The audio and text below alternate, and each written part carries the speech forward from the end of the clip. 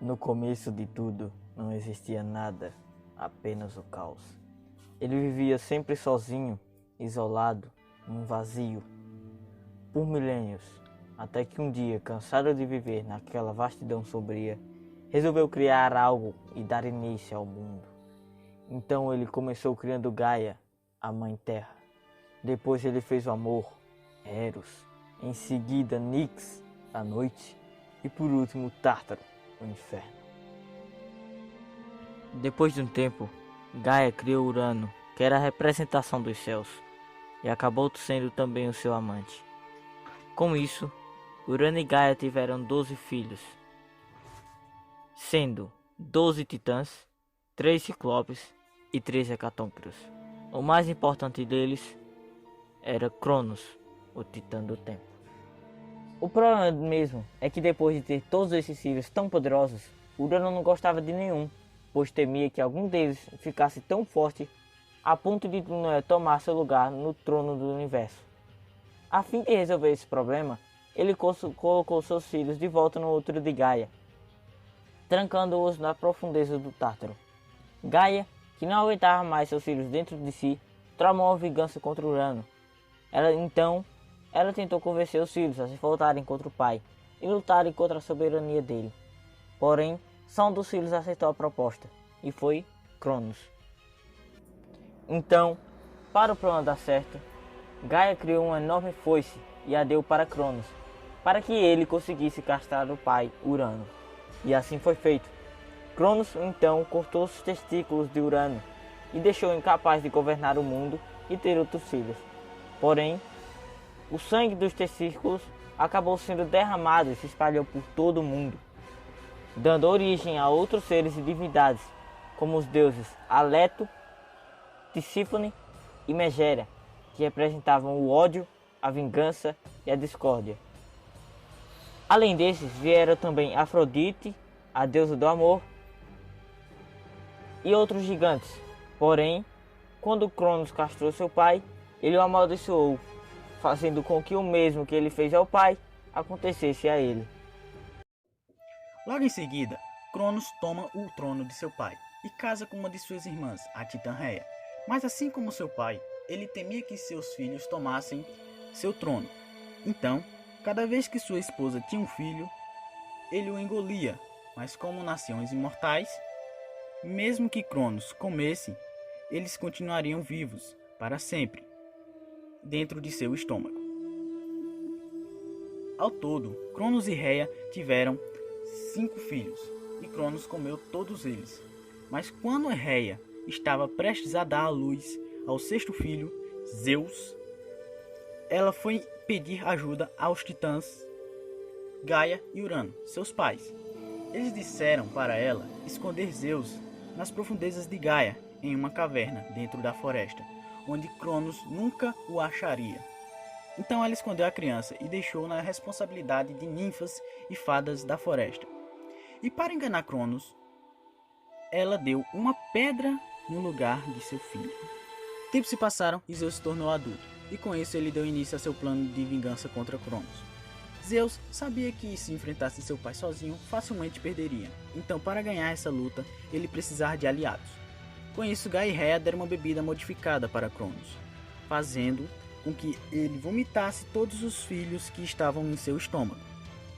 Enquanto isso, Zeus foi atrás de Ciclopes, que lhe deram o poder de seus elementos: raios, trovões e relâmpagos.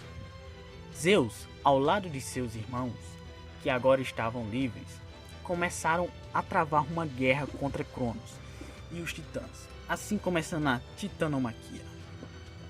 Essa guerra durou 10 anos, e durante esse tempo, ambos os lados estiveram perto da vitória. Cronos, com Tifão, que era a representação do caos, ao seu lado. Porém, Zeus contra-ataca com seus novos aliados, os hecatônquiros, que também eram filhos de Gaia e Urano. E foi assim que Zeus conseguiu ganhar a guerra contra Cronos e os titãs, aprisionando-os no Tártaro e governando o mundo com seus irmãos. Origem do homem. Antes da titanomaquia, a Terra estava no governo dos titãs. Prometeu, titã que tinha como um de seus poderes a capacidade de antever o futuro, previu a vitória dos deuses olímpicos sobre os titãs durante a grande guerra pelo governo do universo. E por esse motivo, não se opôs contra os deuses durante o conflito, e assim escapou de ser aprisionado no Tártaro junto com os demais titãs após o fim do conflito. Zeus ordenou que Prometeu e seu irmão Epimeteu fossem responsáveis por criar e por povoar a terra com os mais diversos animais. A dupla de titãs tinha muita matéria-prima e foram criando os mais diversos animais e povoando a terra. Porém, eles haviam deixado o homem para o final, já que queriam fazer algo realmente especial.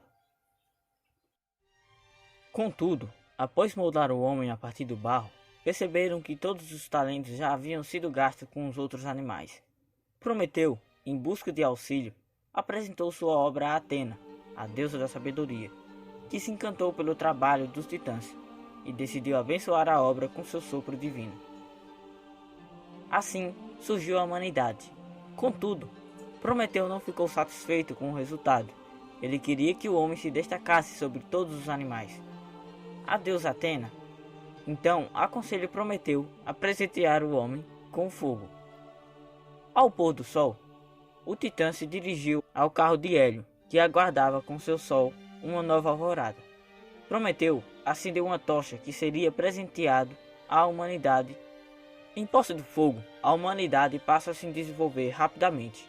Armas e ferramentas são criadas, e assim o homem começa a dominar a natureza. Vendo o florescer dessa nova criatura, Zeus decreta que eles devem honrar os deuses, oferecendo sacrifícios. Mas Prometeu intercede e tenta ludibriar o deus em prol do homem. Prometeu pediu para que um touro fosse sacrificado para os deuses, e o produto do sacrifício deveria ser separado em 2 montes. Uma das pilhas era menor, mas lá estavam as melhores carnes cobertas pelo couro do animal. A outra era maior, mas continha ossos sem serventia, porém estavam juntos em gordura, o que dava um belo aspecto à oferenda. O ardiloso Prometeu sabia que a ambição de Zeus era muito grande e certamente escolheria o maior, e assim o homem poderia ficar com a melhor parte, e foi exatamente assim que aconteceu. Mas ao perceber que foi ludibriado, ficou furioso com os homens que o enganaram, e decidiu retirar o fogo das mãos da humanidade. Sem o fogo, o homem passou a retroceder, e voltaram a ser atormentados pela escuridão e o frio, e não mais podiam cozinhar seus alimentos. Indignado, Prometeu decidiu roubar o fogo sagrado e devolver ao homem. Durante a noite, ele foi ao Monte Olimpo e retornou com a chama roubada das forjas de Hefesto. Com o domínio do fogo restabelecido, o desenvolvimento da humanidade volta a aparecer. Contudo, o brilho da chama durante a noite chama a atenção de Zeus. Furioso, o Deus Supremo decide que Prometeu não escapará impune. Ele ordenou que Hefesto aprisionasse o titã em um rochedo no Cáucaso, onde deveria sofrer um castigo eterno por desafiar os desígnios de Zeus.